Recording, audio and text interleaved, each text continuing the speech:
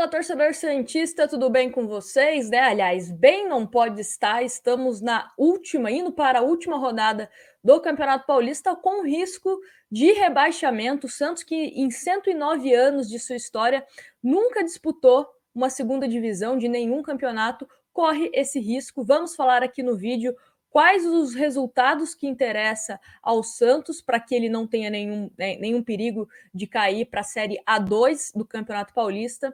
E também vamos falar o que fez com que o Santos chegasse a essa atual situação. Antes disso, peço para você já deixar o seu like e se inscrever no canal, caso você ainda não seja inscrito, para não perder nenhum vídeo aqui. Todos os dias estamos postando vídeo falando sobre essa situação do Santos, temos pré-jogo, pós-jogo, e me siga também nas redes sociais, @NagilaLuz, no Twitter e no Instagram.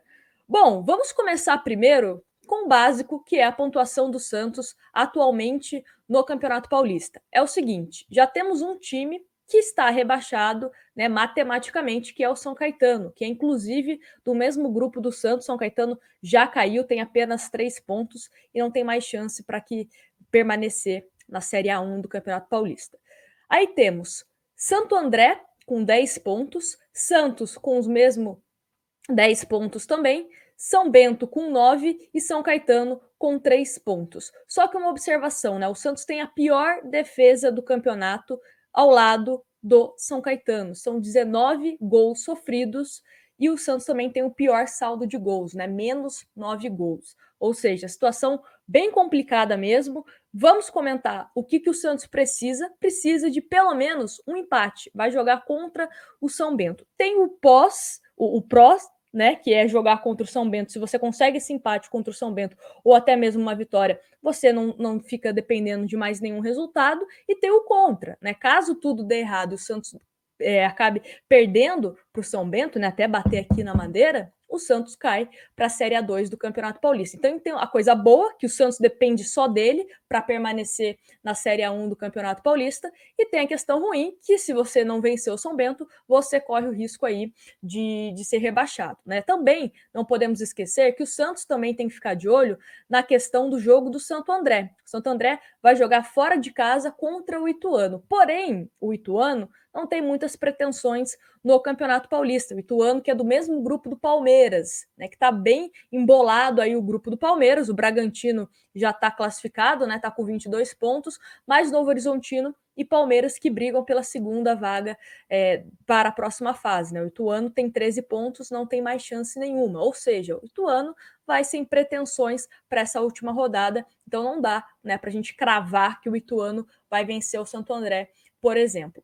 Mas uma coisa que eu gostaria de comentar aqui com vocês, eu acho que é o sentimento de estar indignada com a situação que o Santos se colocou. Porque foi o Santos que se colocou, E são vários erros. Não dá só para a gente colocar a culpa na diretoria, na culpa de jogador A ou B, ou no ex-treinador, no atual treinador interino, que é o Marcelo Fernandes. Todo mundo tem culpa. Por quê? O Santos, no dia 30 de janeiro, estava brigando contra o Palmeiras para ser campeão da Libertadores pela 4ª vez na sua história. Depois de alguns meses, estamos aqui nessa situação vexatória, porque é uma situação vexatória brigar na última rodada para não cair no Campeonato Paulista. O Campeonato Paulista ele é feito para os grandes clubes chegarem até a fase de mata-mata. Já é ridículo em termos de não conseguir uma classificação no Campeonato Paulista, e é pior ainda chegar na situação que o Santos se encontra. Independente se o Santos vai conseguir ou não vencer o São Bento, já é uma situação vexatória. Olha os números, vou repetir aqui os números para vocês. O Santos sofreu 19 gols. 19 gols e tem o pior saldo de gols, o segundo pior saldo de gols, menos 9 gols. Então, o Santos mais sofreu gols do que fez.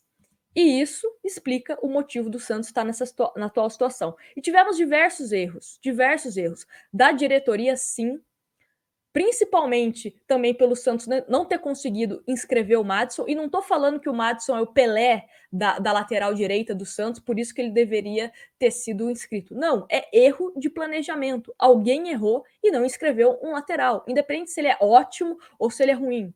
não foi inscrito. De uma certa forma, atrapalhou o planejamento do Santos com todo esse campeonato, jogos, né, a cada 48 horas. Você teve o campeonato prejudicado por conta desse calendário, ok. Só que outras equipes também tiveram a mesma situação do Santos e não estão se encontrando nessa atual situação. O Corinthians, por exemplo, que não tem um elenco melhor que o do Santos, pelo menos na minha opinião, conseguiu classificação. O São Paulo, também com problemas de calendário, conseguiu classificação em primeiro lugar do grupo, né, com jogos de antecedência. O Palmeiras está brigando, ainda tem chance de se classificar. E o problema não é se classificar ou não. Aliás, já é uma vergonha não se classificar no Campeonato Paulista. Beleza. Só que a gente entende que o Santos tem outras prioridades, principalmente a questão da Libertadores. Porém, a situação de rebaixamento que o Santos se encontra, de poder ser rebaixado, né, cogitar uma coisa dessa para um time do tamanho do Santos, aí é vergonhosa, desculpa, não tem como defender. Né? E a questão também do nosso ex-treinador, o Ariel Holan, não teve planejamento. Eu cansei de falar aqui nesse canal. Precisa ter um time base para o Paulista e para a Libertadores. Não dá para ficar mudando de escalação, mudando de esquema tático de um jogo para o outro sem treinar. Porque quando você treina, é uma coisa. Agora, quando você testa algumas coisas durante os jogos, né, quando você não tem planejamento para que isso aconteça de uma forma segura, que não vai respingar na equipe, aí é complicado. Quando o Santos começou a ensaiar uma recuperação, que foi no jogo contra o Bragantino, que o Santos, no segundo tempo, conseguiu equilibrar, né, a questão de jogo com o Bragantino, já era tarde demais. Já era tarde demais. Né? Veio um clássico contra o Palmeiras, o Santos, na minha opinião, até foi melhor que o Palmeiras, porém, não foi suficiente, né? O Santos não conseguiu ser efetivo. O Palmeiras foi efetivo, foi oportunista. As chances que o Santos teve contra o Palmeiras, o Santos não conseguiu aproveitar.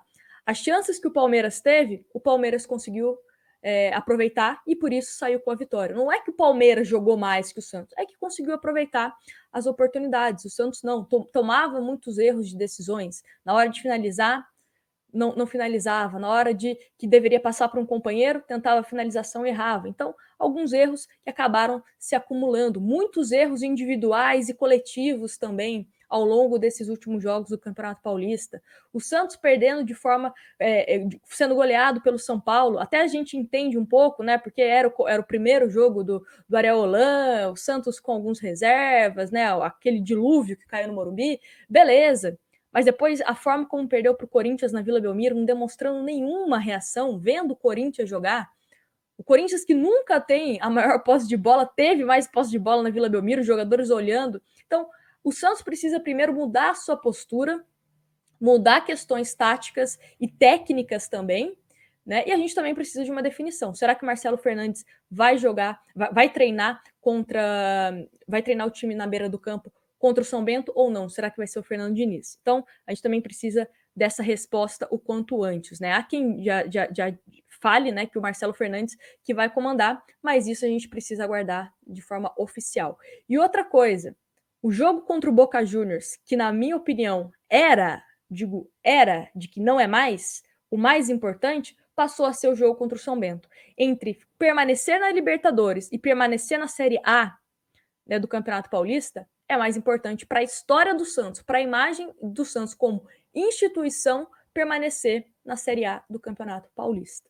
Conseguiram também atrapalhar esse planejamento. O planejamento do Santos era o quê? Pelo menos empatar com o Palmeiras, para ter uma certa tranquilidade para esse jogo de domingo contra o São Bento, né? E talvez poupar algumas peças, enfim. O que acontece? O Santos jogou com a força máxima contra o Palmeiras, vai ter que jogar com força máxima contra o São Bento, não tem outra.